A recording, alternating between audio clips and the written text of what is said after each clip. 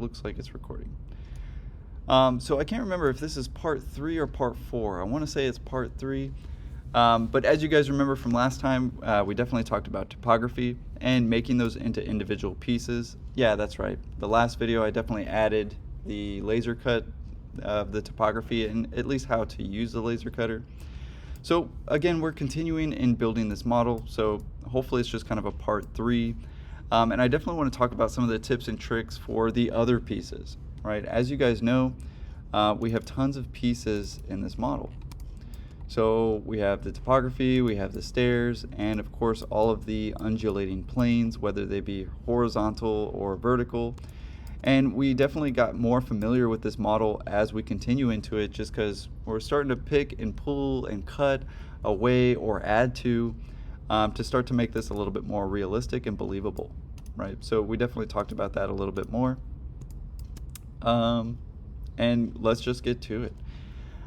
So as you guys know, I like to make a copy as I make these pieces, and I think that's for good reason, just because, well, I can accidentally mess up, and thank goodness, you know, I have that piece to go to. Now, in some cases, obviously, I'm not going to remake the same piece again, so I've already gotten the topography, right? So I can get rid of the things, obviously, that I don't need. And really today, I want to focus on, I might get to the stairs a little bit. Obviously, the stairs are probably the hardest part, whereas, you know, maybe work our way up. Some people think the topography is really hard. I think it's actually maybe one of the easiest. It's pretty simple, just comes up in layers and I can glue them together. And it makes a lot of sense that I can take away from certain elements. That way I can plug in some pieces. So I do feel like that one's maybe the easiest. So the second easiest portion is probably these gigantic planes, right? And there's actually a couple ways to do this. To be fair, it depends on the material that I'm going to choose to build with. For instance, if it was basswood, to be fair, I'd probably just do it by hand. I'd print this out and just simply paste this piece of paper over the basswood and cut it myself.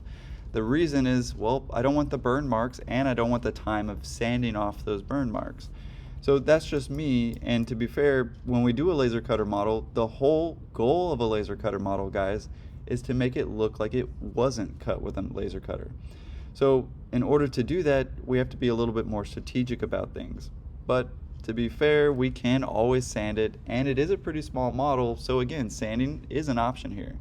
However, some of you guys may know, we don't just build tiny models, we can build a model of an entire site, right? So they can get pretty big and very time consuming in terms of post-production sanding, right?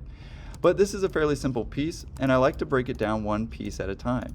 After all, we can get really organized with this. We could really start labeling them. For instance, I could start putting a rectangle over this, and I could say vertical 1, vertical 2.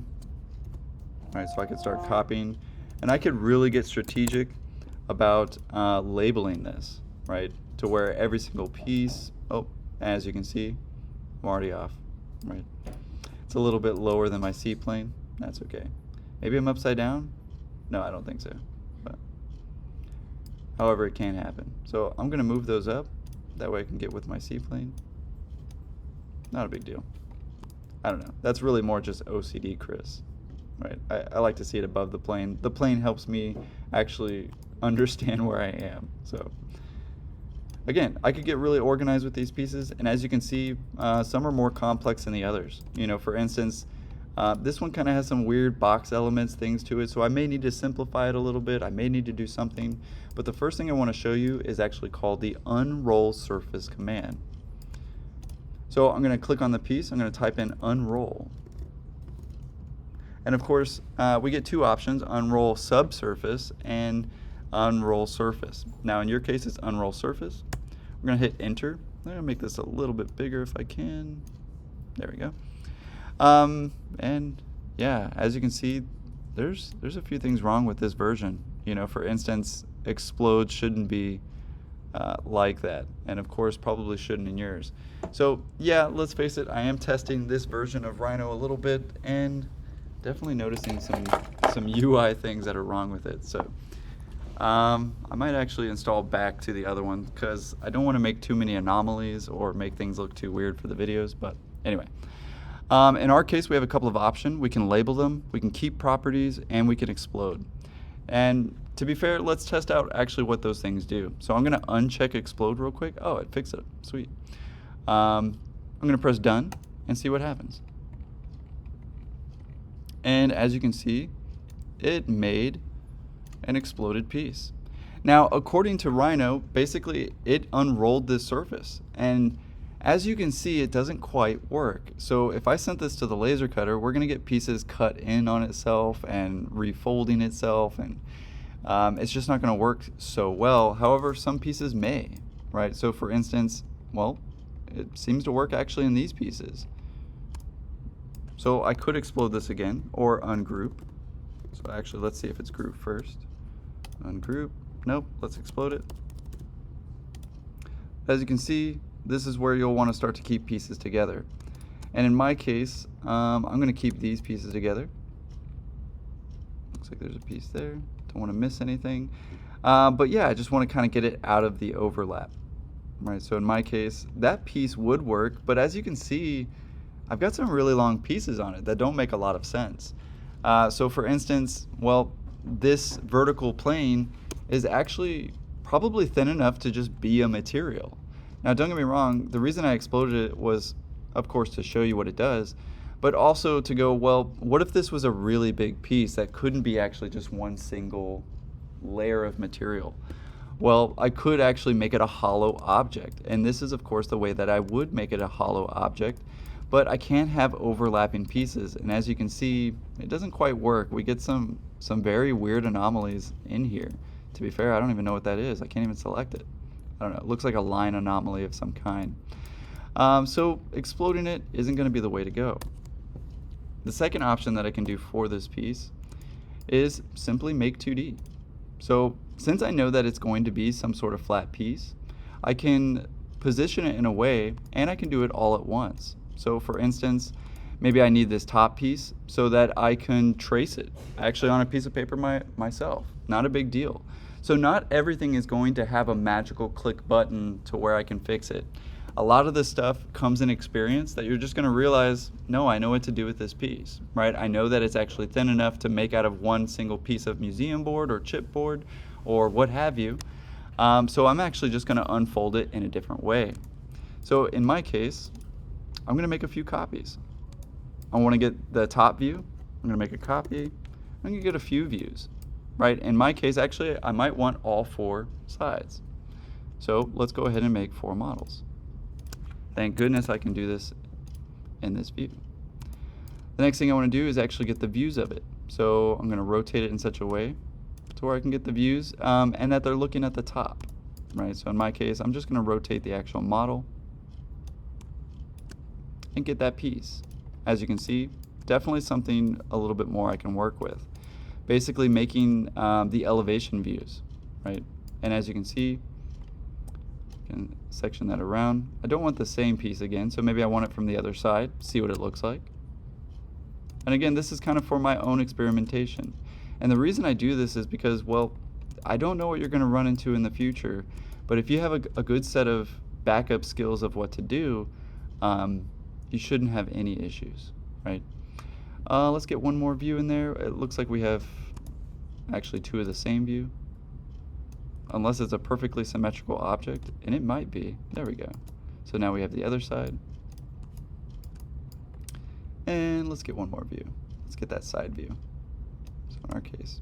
And I'm just holding shift to make sure that's straight.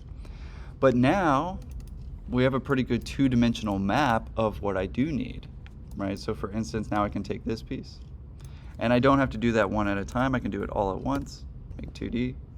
In my case, I don't really need the hidden lines because, again, it's going to give me actually all of those lines. So in my case, I don't need the hidden lines. I just need the outer lines.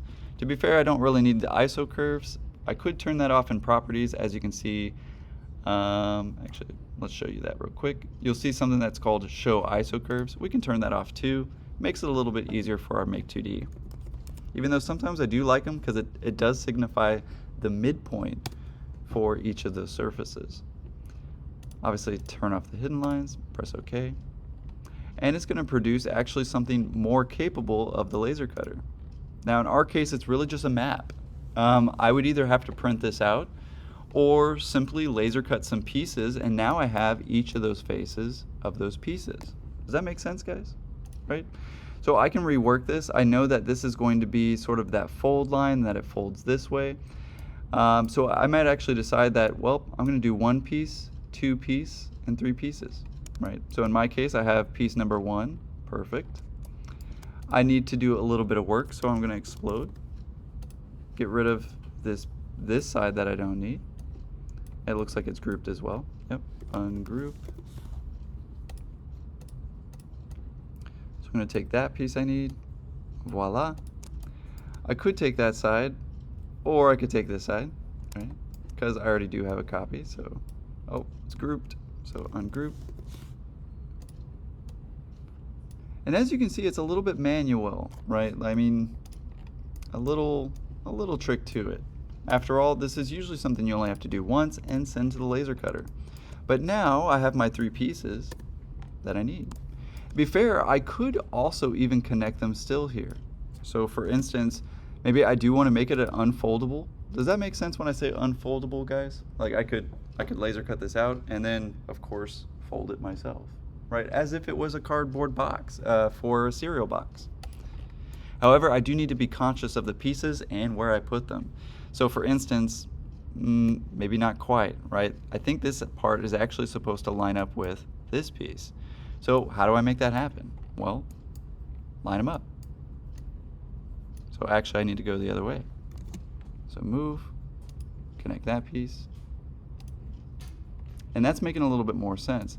However, I probably don't need all those lines. So for instance, I could still explode. And of course trim or get rid of anything that I don't need. Those are probably separate lines. And when I hit trim, probably nothing will happen or it'll work just fine. Okay, so they've obviously fixed some things and that's great too. However, it looks like I got rid of a little too much. If that's going to be my fold line, I know that there's going to be a thickness to it and that that thickness is already there for us. All right, so if I take that curve, I may need a copied line. So copy. Oh, looks like I need to ungroup that one as well. And basically turn it into a bunch of lines, right? So that I can essentially put them back together. And fold them, right? So I actually may need that space in between and fake it till I make it, right? I mean, offset. I can use that distance, and if I want to use that distance, I can just hit distance and get that exact distance, right? That way, I can get that fold line for myself. And now put it together. So it is a little bit more, right? And to be fair, I might be missing some lines and need to put that together myself.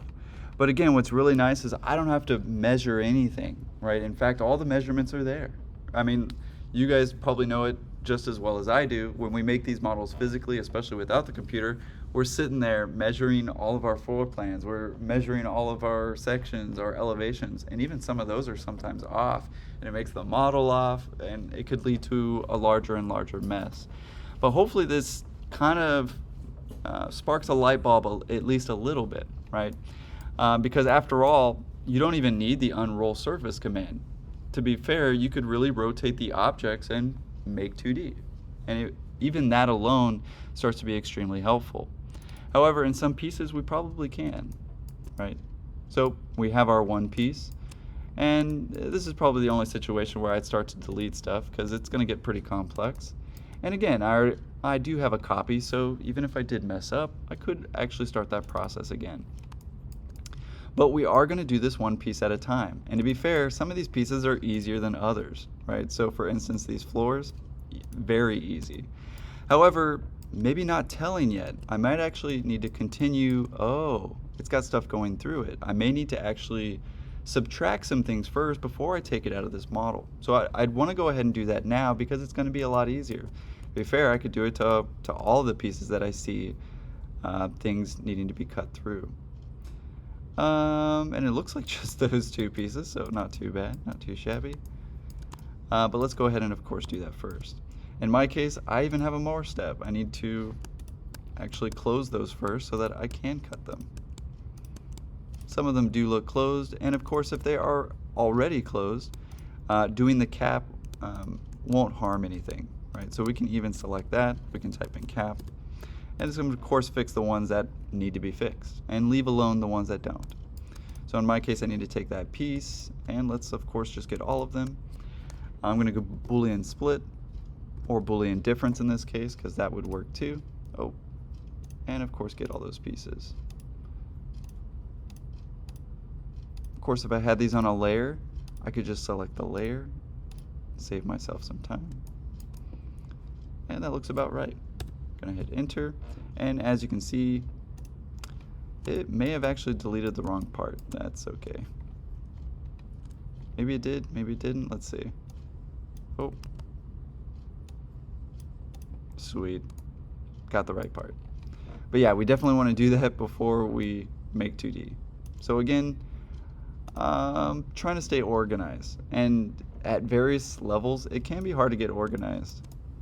However, there is an align tool, right? So if you wanted to maybe even place all these flat, you can align something to something else. So for instance, if I type in align, and there it is right at the bottom. So you can align, and what's really cool about this is, well, you can align it to anything, right? So you can place it at the bottom, and it's actually just going to go back and forth. Clearly the bottom is not the same as my bottom, so let's try that again. Enter, top. It's been a while since I've used align. However, we can align it to different things, so that's kind of nice. Let's try again. To plane. Well, it's definitely trying to align it, but in my Z direction it doesn't seem to be. Let me figure it out too. Horizontal center, no. To plane, that's what I always use. It might be the view that I'm actually using. Let's try it in here. Because typically you can go to your C plane. Oh, I think it works a little differently. Let's try this. To line, to curve. Okay, so it does need to be in the view. However, I mean, you could also just use Gumball to move it down and make it a little easier for yourself. What is nice is when you make 2D, it is always going to be on that C plane. So, not a huge thing, but I mean, when you have 1,000 pieces, some of these tips and tricks become really useful, all right? In our case, not so much. It's just one piece. But as you can see, I made 2D of the wrong view. I mean, that's pretty cool if I was going into Illustrator, but not what I need. So I need to go to the top view. And really either of these, technically they're the same, even though they're in different Z positions. So I'm going to make 2D. Voila. Man, that saves me so much time. And now I have two pieces that I can send to the laser cutter, and I can start to get a little bit, you know. That was another thing I wanted to show you guys was, say for instance I was using like an inch material, and I wanted to build it stacking it, right? I could do the topography method. I could cut out, you know, let's say it's 20 feet tall and I need 20 of them, right? So I'm going to copy 1, 2, 3, 4, 5, 6, 7, and so on.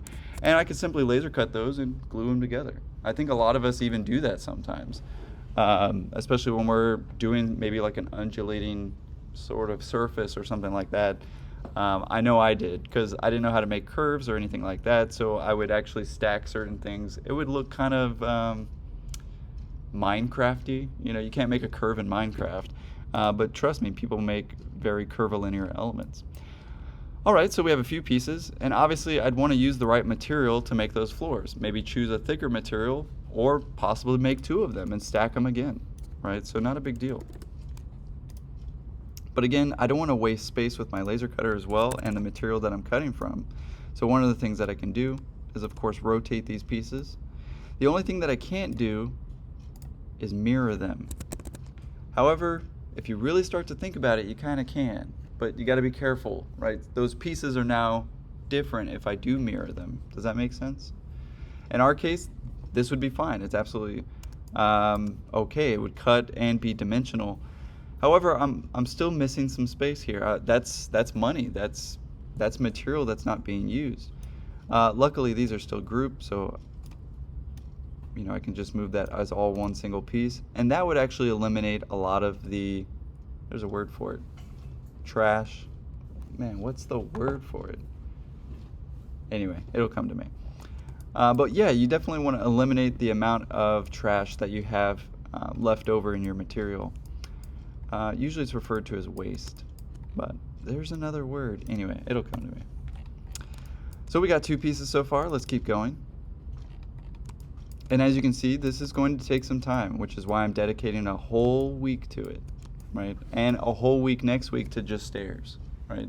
And the idea is within about 3 weeks, at least from today, that we all have finished models. Now I know that sounds like a long time, but it's not, right? That'll bring us to week 11, and we'll immediately stop with Rhino and finish up our models, talk about them, talk about the drawings, and move on to Revit. We'll move on to bigger and better things and a completely different program.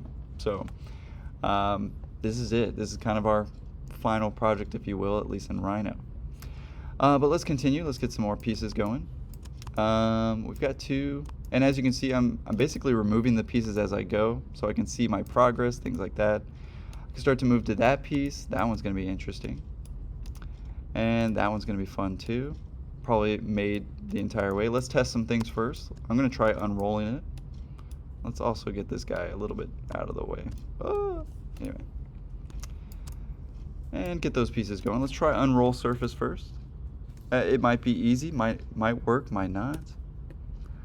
I'm going to let you see what explode does, just to see what it does, right? It definitely explodes it into every single piece, which might be great and might not be, right? In some cases, yeah.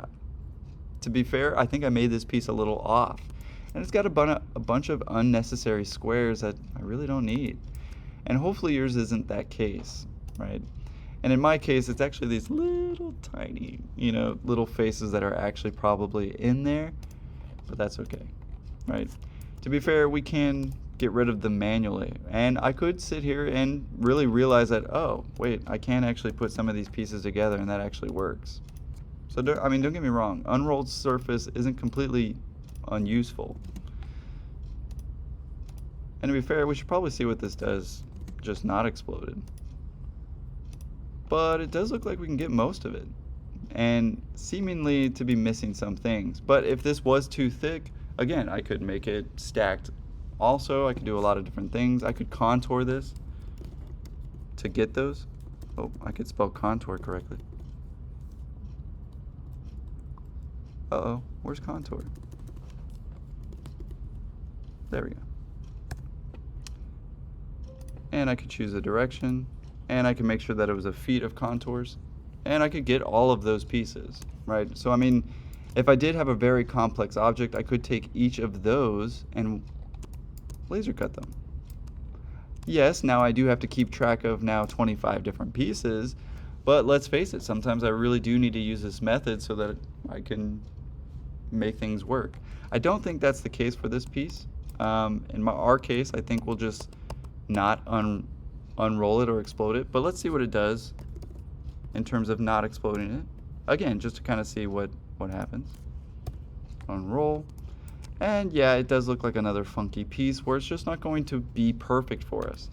Now, just an example of something that does work perfectly is the simpler the object. So for instance, a box, if I unroll surface this and I don't explode, it's going to make something a little bit more tangible. And actually that would work. I could send that to the laser cutter, I could simply fold the box and it would make that box. But as you can see, we no longer have an ordinary box. So I do have a couple of options. I could actually re-look at this piece and go, hey, could I make that easier? And especially without these pieces that are messing up, I could, right? I could take the box tool and remake this, right? I could use subtraction and again, simplify my process. So when in doubt, I mean, don't feel like, oh man, I've really messed up. What do I do? I mean, there are even more options. Remake the thing. Not a big deal. In fact, I could do that real quick. We could take that piece, we can Boolean difference it. In our case, I just need a little bit of difference. That way I can take this box. Oh, wrong box. We'll take our extrusion and we'll Boolean difference that piece, enter. And as you can see, I'm well on my way to just remaking it. Wouldn't be a big deal because, well, now I can take that weird piece and now I could unroll it. Let's go ahead and not explode it, see what happens. And as you can see, a lot better. Something that would actually work, and I could still just continue to cut those out. Wouldn't be a big deal. So don't get me wrong, I mean, that's a lot easier to cut, and it didn't take me about 30 seconds to remake some of those pieces. So anyway, it's definitely a thought. However, if you got curvilinear stairs, maybe you don't want to redo those things. So trust me, the stairs are probably the hardest part, so we'll definitely get to that. But really, it's about the same amount of processes, taking out these pieces and of course establishing them. That one's probably the easiest piece. We just need to count how many we need, and to be fair, the computer will even count for us if we select everything. So, well, don't need the stair in that case. You So, need your holes. what was that? You need your holes. Oh, I need my holes though. Yeah, good call. Yeah, because I'll definitely need to make those first, and at least make it easier for myself, for sure. But in some cases, it'll actually tell you in the side actually how many pieces we have. But it doesn't look to be the case on mine. Huh. Maybe it's changed. Usually it's actually in the bottom left corner right here. Gives us a lot of information, and maybe there's actually more. Oh, there we go.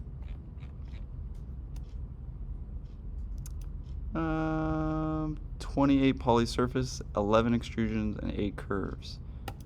Well, it used to be displayed there, but that's a little more complex. You could also just count them too, but again, we do run into situations where we have thousands of things.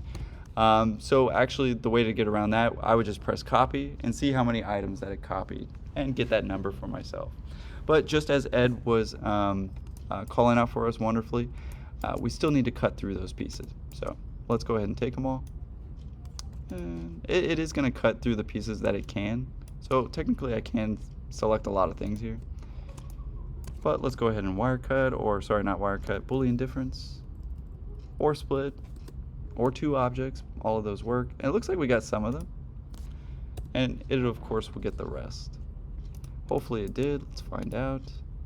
Doesn't look like it. Uh-oh. Let's find out what's going on. Let's get those pieces again. Guess I could group them in this case. That way I don't have to keep selecting every time it doesn't work. Let's try split this time, since it is sort of an isolated part. Yeah, there we go. I guess I don't really need to do it to all of them, just because it is a copy of a piece, but, oh. Make sure I get the right one. I hate that the gumball arrows get smaller as you zoom in, because that's exactly why I zoom in, so I can see the arrows a little bit more. But yeah, as you can see, it can be quite a process. I need to go back to my top view, make 2D, and continue the process. But then I can start to actually, what's nice is I already have my rectangles for the scale that I'm using. Again, another great reason to make these. I could start putting these pieces together and even start going, well, I'm going to do one in cardboard, I'm going to do one in museum board. I could really start to get organized with this. Again, we're not the only people who sometimes work on these models. Sometimes you even have a group project. You're even in charge of, say, the digital model, and maybe your job is actually to send it to the guy who's even going to build it, right? So you definitely want good instructions. So museum board, 1/32 thickness, right? And those are definitely the kinds of notes that, you know, I would start to apply to my boards. Maybe not inside, but at least on the outside. And I can start to go, okay, well, these pieces are definitely going to be museum board. Maybe I even want to group them, just because, you know, the explosion process that was going on there. Usually I do want to leave a border. I mean, don't get me wrong, it does work, especially in cases where, you know, they happen to be all 6 inches and they butt right up to each other. But just as a standard, I usually leave a 1/4 inch, just because sometimes I even mess up putting that piece on there. But yeah, I mean, work as you go. and obviously in our case, we mostly have cut lines, but I do want to explain that a little bit better. So for instance, usually I take all of my pieces. Now this is where it's going to become very annoying because I know that's very hard to see. Let's see, if I make a new layer, will it fix it? No, but at least we can see that it says new layer. So I'm going to make a cut, and I think I've already made a cut layer, but that's okay. Rename layer, yes please. We're going to change it to red, that way it symbolizes cut. And of course I could do all the things that I need to do to it here, such as say get it ready for the laser cutter. We know that it needs to be thin line and all that kind of stuff. Of course, again, this is unfortunate because I can't really see what's going on there. However, we can double click on things and reset them manually per layer. So that can definitely make things easier. And as you can see, it didn't really change anything. So maybe I need to change that layer. Change object layer. Again, it only changed the line that got exploded, and it's because it's set to a default, and that's okay. We'll take the properties, so we'll take all of those lines. We'll go to properties, and we'll actually change its print width or its print color. Like, see how it says varies? Obviously we want hairline. We'll want obviously layer 2, but its display color varies, so I'm going to switch it back to red. To be fair, I don't have to leave it as a custom either. I could just say by the layer. So as long as the color is red, of course it'll change to red. Now if I want to score some things, that way I can fold them, right? I'll actually want those lines to be blue. So for instance, I don't want them to cut all the way through. I may need to ungroup it again. I think you can actually double click on groups too. Well, maybe that's just an Illustrator. That would be nice though, if we could double click and actually edit the group. It does work that way in AutoCAD, which maybe we just need to send an email to Rhino. But yeah, obviously I don't want those to cut new pieces or have these little tiny pieces. I want to be able to fold it. So I'll make a new layer and call it fold. Uh-oh, where'd my new layer thing go? Yeah, something's going off. Definitely wrong about this. Oh, it's at the top now. Okay, that's weird. Usually it's definitely at the bottom, so some things are different. We'll call it scoring. Honestly, we can enable anything, and I don't think there's an E in scoring. There we go. We'll make it blue. Of course, we'll make a hairline, everything like that. Of course, it would help if you can read it. In my case, I cannot read it, so I'm just double clicking on every spot. Yep, there we go, so we can get to what I need. But that's looking pretty good, and of course now I just need to select the lines that I know I want to fold and change that object. So now we have something that's actually perfectly ready to go to the laser cutter. Has hairline, has all the shapes that we need, and it's going to of course cut this so that I can fold it. Now in our case, there's something that's a little off. Right? Don't get me wrong, we can definitely fold it, but it's going to be a little weird because, well, I just cut it like this. Technically, I'm going to fold it like that. Uh-oh, we know that that piece is actually more like a Z shape, right? So I may actually want to not actually score that line or score it so hard because, well, if I bend it the other way, it has a really good chance of breaking. Honestly, since it's so thin, I know that it'll be okay. But in some cases, I just want to throw it out there. This doesn't always work, right? Sometimes the material is too thick, and it's not going to fold actually the right way. Does it score on the inside fold or outside? Outside, right? So what we'd actually need to do is, what I would do is cut that, right? And I would score it. Then I would take another piece. I would take the same piece that I just cut, flip it, and make sure that I score on the other side. Now, I don't need a laser cut to score one line on the other side, so what would I do? Just flip it and score it myself, right? Not a big deal, right? However, I may want that line there. That way I know where to score. So, again, a little tricky on that one. But let's continue.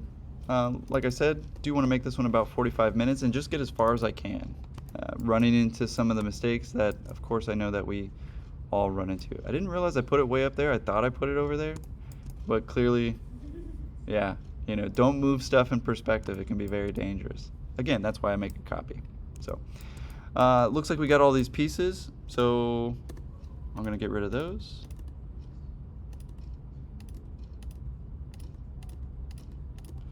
And to be fair, I could even take it a step further. I mean, you'll notice that, I mean, what if those weren't equidistant? Maybe they were at very specific locations.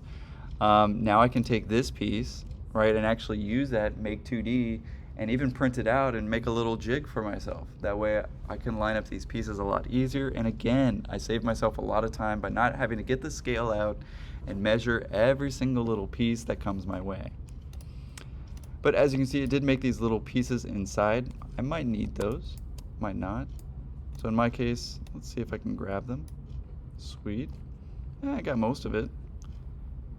Are these the horizontal pieces that I made? I can't remember.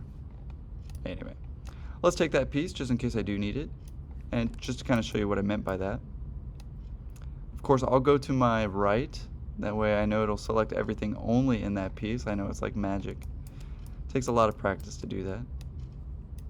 But we'll take that piece just in case I want to use it as some sort of template. I'll make sure I find a view where it's a little bit cleaner and make 2D. So again, actually making some pieces that I'm not necessarily going to create, but I may use to actually jig this up or make it up a little bit easier, right? Because now I have all those distances and I know exactly where to line up those planes. So very easily, I just have to take another dowel stick, because that's eventually what we're going to use for the horizontal and vertical lining. And as you can see, it's a bit chaotic, right? However, not a big deal. We can make another rectangle, right? Fix that. But now I do have something I can print out, put on 11 by 17, line up my basswood, and just line it up, right? Make it a lot easier for myself. And again, that's really for my studio guys, because I know we run into so many situations where we need more time. And actually the trick is working a little bit smarter, not harder, so that we can achieve some of that in a good amount of time. Just getting rid of the rest of that topography that I excavated from my topography. And to be fair, I'm pretty much done, right? I've got most of my pieces. At least in terms of the vertical and horizontal siding, if you will. And as you can see, yeah, I have a tutorial model, so I don't have a lot of different things in there. But next, we're definitely going to get these guys. Well, we're not going to make cross pieces, right? More or less, you should either have circle or square dowels, right? But you'll definitely want to dial in that size or start getting that size, right? And to be fair, they make so many different dowels. I mean, you can get some as small as 1/64 by 1/64. You know, I mean, it's insane. You just breathe on it, that thing breaks, right? But it is possible to get some of these pieces. Luckily for this model, we'll be using 1/8, so 1/8 by 1/8 is fairly easy to get, right? You could also use 1/16 by 1/16 if you have 6-inch columns. Does that make sense, guys? Anyway, obviously I'm just doing the scale conversions for that 1/8 model that we have. Next time, or at least in the next video, we're definitely going to tackle these stairs. It's not as hard as it looks, but it does require us to make 2D each of those views and see what we can work with. I mean, just to kind of preface it, just in case you actually finish this part a little early and want to move on to the stairs and rails, keep in mind we're not going to make the rails, so technically I could get rid of the rails in this situation. I do want to keep a copy of them though, because let's face it, it took a lot of work to make them, and I will use them in, say, a perspective view, or when I make elevations, or when I make floor plans. So I definitely want to keep those. But at least in terms of modeling, get rid of them, right? If it's going to make the process actually a lot harder, and the studio professor has already said that at this scale, we're not going to be making them. We'll just be focusing on the stairs. So that's actually looking pretty good. I've got some anomalies. You know, just for giggles, let's see what unrolled surface does. I'm going to actually explode because I know exactly what it does. But kind of nicely enough, you know, if I really did have a complex model, guys, I could get every single one of those pieces and I could glue them one by one. I mean, in a worst case scenario, because I've had some crazy objects in my life where, you know, it's not just a box, but it's a cattywampus pear-shaped anomaly full of triangles and all these different things. And I've had to unroll that surface and just fake it till I make it. Try to And what I mean by that is like, okay, well, what if I want to make a sphere? Can a sphere be unrolled? Yes, right? So we'll take that sphere. Now, in my case, I will need to make it a mesh first so that it is triangulated, and you can start to see what that does. Turns out a sphere isn't a sphere, right? A sphere is actually what I like to call an impossible mathematical object. It doesn't really exist in reality because, well, you can always zoom in and get more sides. It's a shape that technically has infinite sides. However, we know that sides are only flat, so the computer does this weird thing where it's like, I know what you mean, but this is all I can produce, right? So if you actually look at it, they're technically flat pieces. And to be fair, like in a rendered view, here I'll remove actually, what's funny is the surface is trying to be infinite. That's trying to be true. Whereas a mesh is trying to be realistic. It's trying to be practical. And as you can see, it is practical. I mean, technically, if I make all of these exact shapes and fold them together, it will make a very close sphere, right? To be fair, it's more like 99.8% true sphere. But I can unroll this and actually brace yourselves. This could be insane. I won't explode it. Or did I explode it? I think I accidentally exploded it. Yeah, because in some cases it'll say, you know, you're a jerk, I'm not going to do this for you. And it'll just error out, especially if there's too many pieces. Let's try that again. Let's not explode and see what that makes. Oh, did I do it? Am I making it and it's somewhere going? I think it's actually just failing. But my command bar seems to like disappear.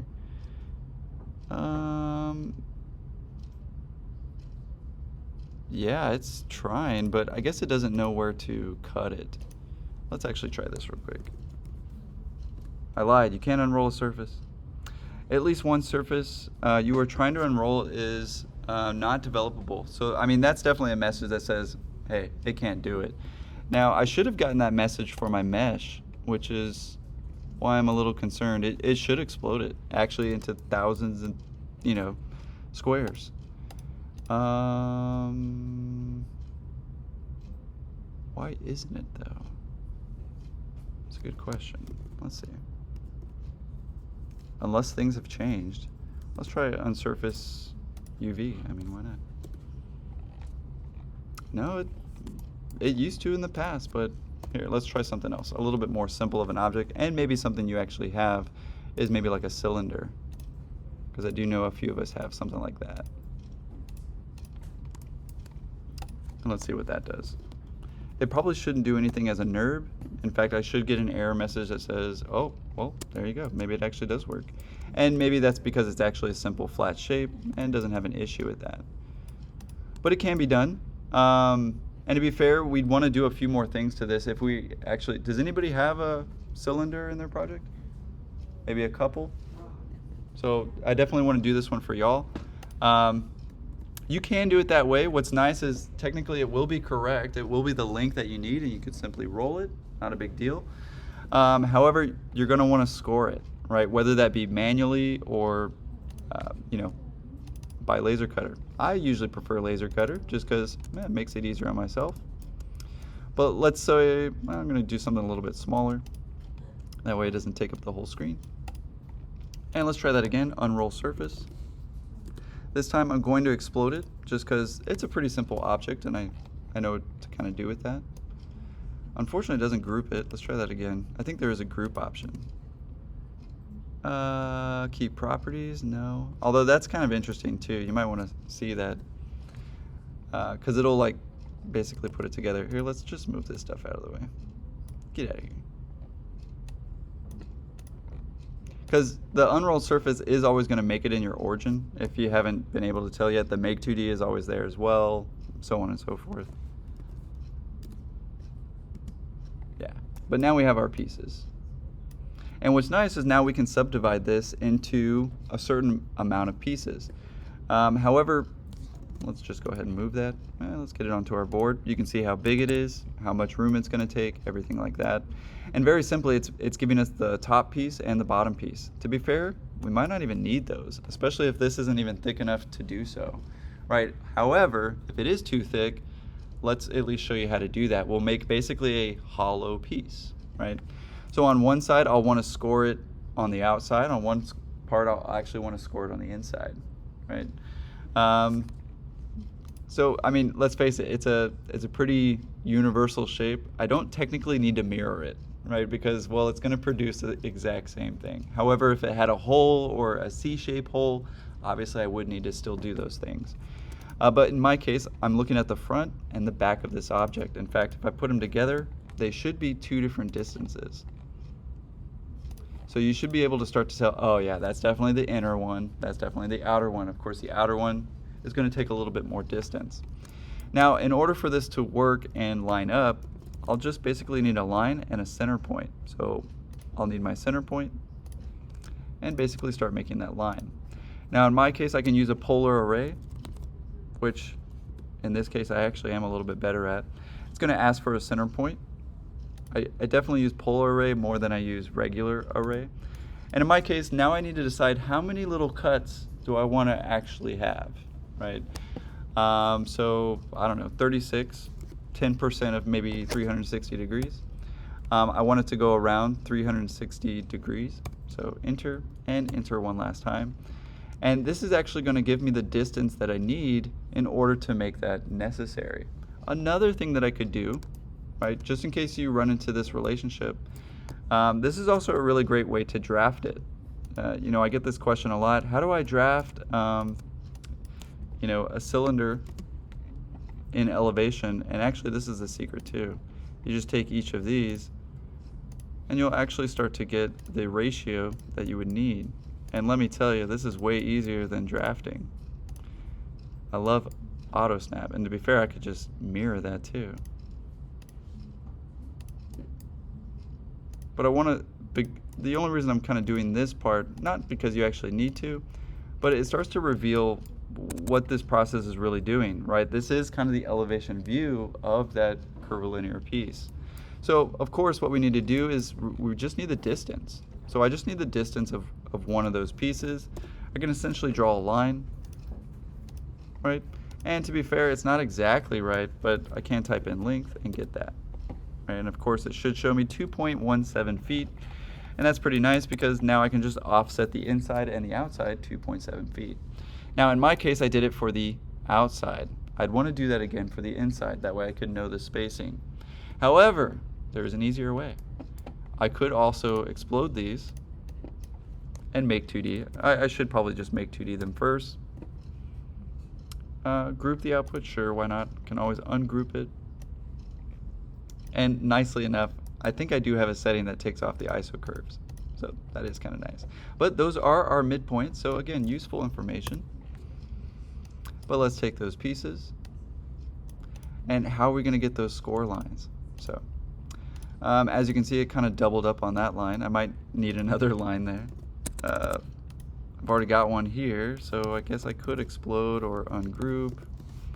Technically take this one, just in case it is a, I mean, again, sometimes I do this stuff out of habit because I usually have more complex pieces than just a cylinder, right? So a lot of this is kind of just habit forming.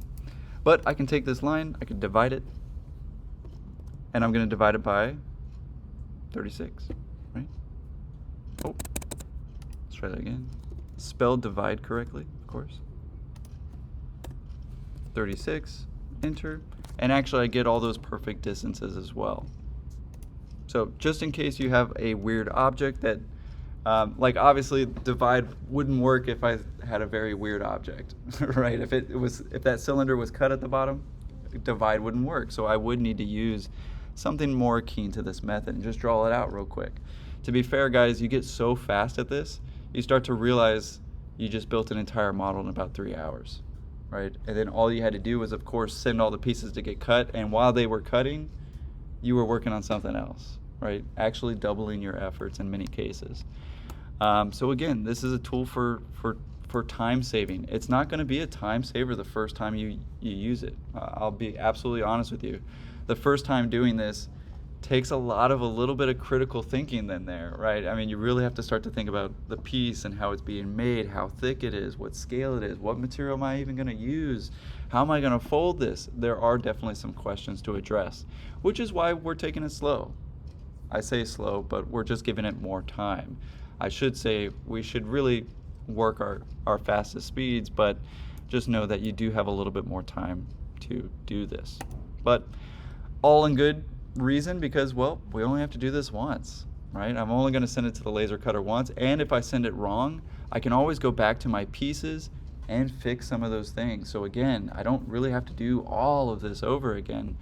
Now, if your studio professor changes the model, I can't help you there, right? You know, then the design has changed, and yes, some of these processes have to be done over and over again. But just to finish up on this one, let's take our score line. Yep, I'm on that score, so double click. Go ahead and make that. I'm going to hold shift and just complete it on the other side. And simply just copy. As you can see, I'm already off. Darn it. So in my case, I'm going to take off center. I'm going to put on point. Sounds kind of funny when I say that out loud. It's on point. We'll get the other side there. That's looking correct. Yeah, and I definitely want to make sure that's correct before I just, sit there and start copying them. I could do that. That could take some time, or I could offset it and change my distance to the exact distance that I calculated. And voila. Spacebar, spacebar. And since they're even all congruent, as you can imagine, this would change if I had a very undulating surface. What's really nice is if I do have a very complex surface, this still works, right? Because again, it's a projection method. So you can still get the distance between two things. But again, fake it till you make it. Go a little bit faster.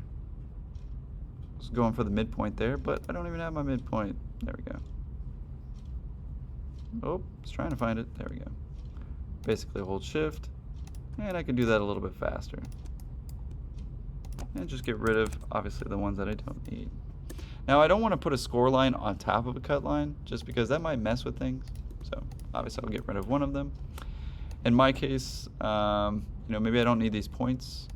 It won't laser cut any points or anything like that. It's not usually a huge issue. Obviously, I want my line in there, so I'll just delete the points. But yeah, as you can see, we could laser cut that, and that saved us a lot of time, right? A lot of accuracy. To be fair, don't get me wrong, we could do this by hand, and it would look great, but it would arguably take 5 to 10 times longer, right? Which is valuable time that, of course, we need in studio or even in the work field where time is money. So I can't tell you, actually, there was this one time my boss yelled at me because I was sitting there modeling a door handle, and it took me like 5 hours. But he said he wanted every detail, right? And apparently that didn't mean the doorknobs, right? But he was laughing at me. He was kind of mad too. He's like, Chris, I just paid you $100 to make a doorknob. Do you think that's efficient for me? And I thought about it. I was like, you're right. I could have really gotten a lot more of the house done, and nobody even saw the doorknob. It was in the inside, right? So do remember some of the stuff that we focus on has some real world implications, right? You're either going to be starting to get paid for this, and don't get me wrong, that sounds like a sweet job, make some doorknobs. But in studio, that would actually cause me to not finish my project, right? That's not going to cost me any money. It's going to cost me a grade, right? So work efficiently, right? But I think that will do it, at least for today's tutorial. We've gone over a lot just to kind of review it a little bit. We made a copy of our model.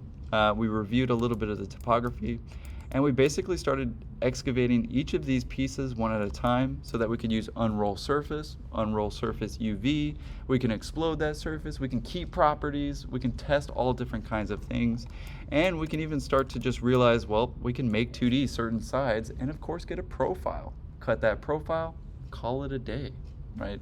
We don't have to do that much more. And even if we find out that we can't laser cut it, we can always print it and use it as a template to make this process much easier.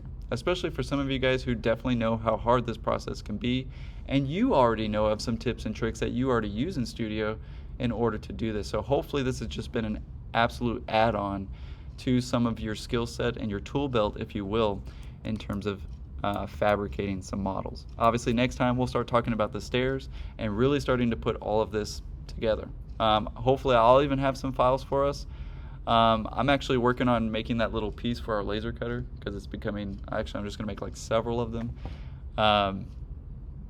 and just keep, you know, some backups. But I'll be working on that a little bit in the background, but of course flag me down if you have some questions. Any questions come up? Maybe you have a particular piece that you want to see made, anything like that? Otherwise, yeah, feel free to do that kind of stuff, guys. I got a special piece. Somebody else in the class may have that special piece too. So, no, never feel embarrassed to speak up or ask a question. No such thing as a dumb question, especially in this stuff. No questions? All right, we'll leave it at that.